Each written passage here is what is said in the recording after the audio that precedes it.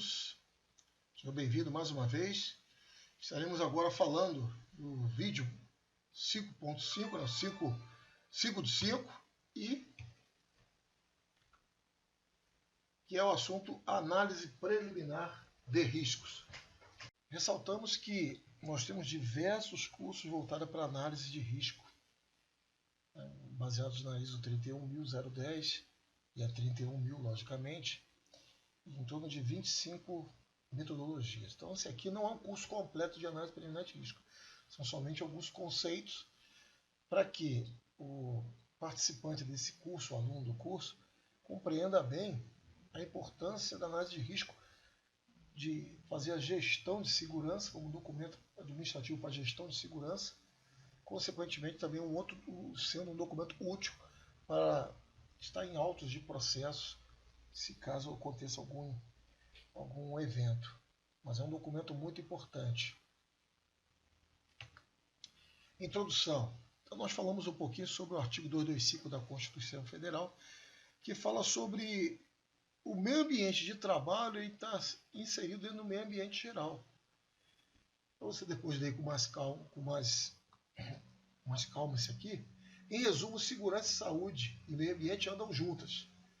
O ambiente de trabalho tem que estar incluído dentro do ambiente geral, de maneira equilibrada e sustentada. Essa é a ideia primordial. Então não pode ter um ambiente de trabalho agressivo, nocivo para a saúde do trabalhador. Objetivo: compreender, à luz das normas nacionais e internacionais, o que são incidentes e riscos. Então eu peguei a norma mais recente, mais nova, a ISO 45001, de 2018. Então, essa norma começou a valer em 2018, foi publicada em 2018.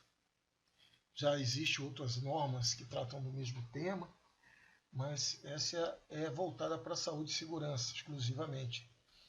Provavelmente, né, deve substituir a uso 18.001. Deve, né? Não estamos aqui afirmando isso, mas essa está dentro das normas da ISO. Então, o incidente, na definição que se tem internacional, consenso internacional, é ocorrência decorrente ou no decorrer de um trabalho, que pode resultar em lesões e problemas de saúde. Então, isso aqui é entendimento internacional. Então, quer dizer, para nós aqui a gente chama de acidente, mas no contexto internacional entende que incidente pode provocar lesões e problemas de saúde. Ok? Não muda tanto para nós, a gente chama de acidente, mas na verdade, nesse consenso internacional, o acidente está dentro do incidente. Nota 1 de entrada. Um incidente em que ocorre lesões e problemas de saúde, algumas vezes quer dizer que nem todos os países compartilham essa palavra acidente.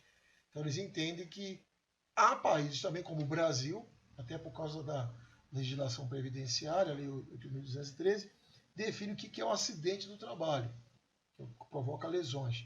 Então, em alguns países, na maioria, considera como incidente. Então, mas também reconhece que um incidente onde ocorrem lesões e problemas de saúde também pode ser chamado de acidente.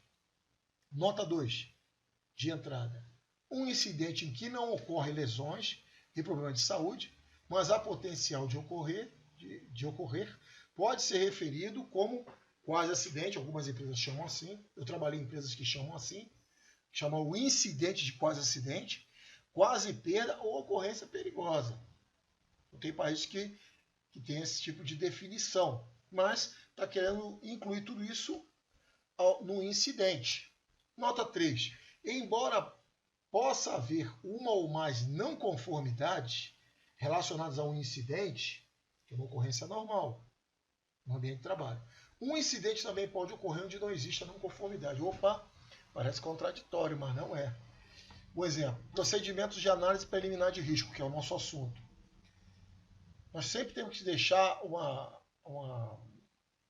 direção que, mesmo você tendo experiência num serviço, realizou inúmeras vezes aquele serviço com a mesma equipe, durante muito tempo, durante muitos anos, pode acontecer um evento que foi novo. Foi novo. Então, é o que está dizendo nesse texto, nessa nota 3. Embora possa haver, normalmente a gente tem a mente inclinada a compreender que o incidente só vai acontecer se tiver não conformidade. Mas pode acontecer que, historicamente, eu não tenha nenhum registro de uma não conformidade, mas de uma não conformidade a mais. Contudo, pode acontecer um acidente em algum momento, ou acontecer uma não conformidade em algum momento que gerou um incidente. Isso leva a luz ao quê? A entender que a nossa análise de acidente ela pode ser revisada. Desculpa, a nossa APR, análise de preliminar de risco, pode ser revisada sempre que necessário. E temos que ter isso em procedimento. Então você vem fazendo o trabalho, tu já tem experiência, já tem muito tempo, já existe uma história de trabalho naquilo ali. Inúmeras vezes. Pode acontecer num determinado momento um evento que seja novo, mas nunca teve uma não conformidade. Aquilo ali novo passa a ser uma não conformidade e precisa ser tratada. Então isso é muito importante de ter em mente. A ISO 45001 ela dá também umas definições de perigo. Perigo ela pode ser uma fonte ou uma situação. Então tá lá. Fonte com potencial para causar lesões e problemas de saúde. Nota 1 de entrada. Os perigos podem incluir fontes com potencial de causar danos ou situações perigosas. O que seria uma situação? Uma fonte é algo ali, é um equipamento energizado, é uma fonte perigosa. Ah, mas você está dirigindo, alguém vai e te fecha, você numa fração de segundo segura um pouquinho no freio e evita a colisão. Então, isso foi uma situação perigosa, que pode ocorrer danos, perdas com isso. Tudo bem? O próximo, o risco. O risco ele tem como definição o efeito da incerteza. O risco é um fator matemático, o risco é a chance de algum evento acontecer, mas é o efeito da incerteza. E como é que seria isso? Se você tem imperícia, você tem risco, você tem um efeito da incerteza. Se você não tem EPI adequado, você tem risco, você aumentou o seu risco. Você tem efeito da incerteza. Se não fez uma análise de risco, também tem o efeito da incerteza. O inverso é verdadeiro nisso. Se eu tenho o EPI correto, se eu conheço o processo, se eu faço a análise de risco adequada, se eu faço o checklist adequado, se eu conheço o equipamento, se eu conheço a operação, meu risco de acontecer um evento vai reduzido. Porque o risco ele também pode ser definido como efeito da incerteza. Nota de entrada. Um efeito é um desvio do esperado, que pode ser positivo ou negativo. Uma reclamação no cliente já é o efeito da incerteza. Uma reclamação no cliente, um ponto fora do gráfico. Isso tudo são efeitos da incerteza. Um barulho diferente já está trazendo risco. Nota 2. De entrada, a incerteza é o estado mesmo parcial da deficiência de informação relacionada à compreensão ou ao conhecimento de um evento, sua consequência ou sua probabilidade. Então isso também é questão de incerteza e tem a ver com o risco. O risco é o efeito da incerteza. Pode ser positivo, você está dois times jogando. O time A já chutou para gol 10 vezes, o time B 2 vezes.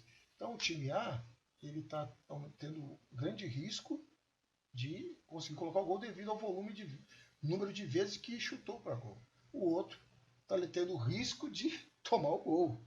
Então o risco é efeito da incerteza. Nota 3. Risco muitas das vezes é caracterizado por referência a eventos potenciais, conforme a norma guia CTT3 da ISO, no item 3.5.1.3 e consequências, conforme definido também no guia, ou combinação desses. Nota 4. De entrada. O risco é frequentemente expresso em termos de uma combinação. Usa aquelas matrizes de risco que tem matriz 3x3, 3x4, 4x4, 5x4, 6x6. Então depende da matriz. Quanto maior a matriz, mais restritivo é. E às vezes tem certos termos que parecem até ser a mesma coisa. Aqui mostrando a tabela de riscos, muito usada para PPRA, que são esses três aqui, mas também usa-se para esses outros riscos aqui. O risco ergonômico e o risco de acidente. O PPRA só trabalha nos três, o qual está tendo a tendência de ser substituído pelo plano de gerenciamento de risco, que vai envolver os 5 riscos. Então, de qualquer forma, em termos de gestão, precisa-se realmente, mesmo se ter hoje, no contexto de hoje, ter o PPRA, teria que ter também um programa ergonômico e também um programa de riscos de acidente, ou risco mecânico. De qualquer forma, boa parte dos riscos de acidentes dos riscos de acidentes envolve diretamente o assunto que nós estamos falando, que é relacionado à escavadeira. Tombamento, quedas, projeção de material, falhas elétricas, eletricidade, explosão também, incêndio. Então, uma série de outros riscos que são relacionados à família do risco de acidente ou risco mecânico. Tem também o físico, que é o ruído. Quanto mais tempo a máquina vai envelhecendo, quando a máquina vai envelhecendo, ela vai aumentando o barulho, o ruído em si, e a vibração também, que são riscos físicos, precisam ser avaliados para garantir a saúde ocupacional do trabalhador. Isso aqui é uma equação que eu montei, a fonte sou eu, aqui está aqui, ó, Luiz Cláudio, né? R de risco, que é o risco que a gente mexe, é o efeito da incerteza. Então ele varia, ele tem as variáveis.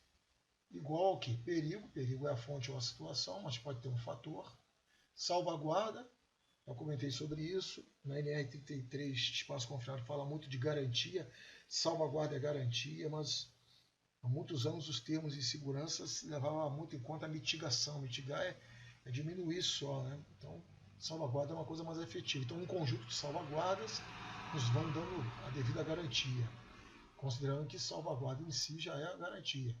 Então, essa é o salvaguarda, proteção e garantia concedidas por autoridade Constituição. E esses termos estão dentro lá da NR33. Disciplina. Disciplina envolve comportamento, também tem um fator. Então, comportamento, às vezes a pessoa tem um bom comportamento a vida inteira, mas acontece um evento com ela que altera, afeta seu comportamento, sua atenção. Tá? Isso tudo, a empresa tem que ter uma gestão muito grande nisso aí. E, de qualquer forma, isso aqui tudo pode aumentar ou diminuir o risco. Então, risco não aceitável ou risco não tolerável. Risco aceitável e risco tolerável. Nós sempre buscamos o risco aceitável ou tolerável. Porque risco zero não existe, né? Risco zero é se não fizer atividade. Então, o risco zero não existe. O nosso risco tem que ser aceitável. Também um risco acima muito grande a gente também não pode aceitar de jeito nenhum.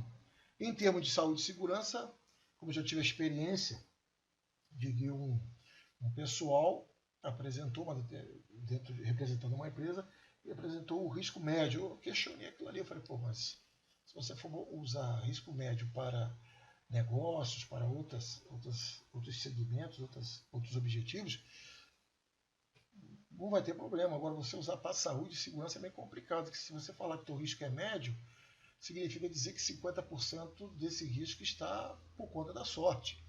Não há uma gestão, não há uma salvaguarda. Então, tem que repensar isso aí, se realmente é isso que vocês querem. Eu recomendo o que está na norma, que é risco aceitável ou risco não aceitável em termos de saúde e segurança.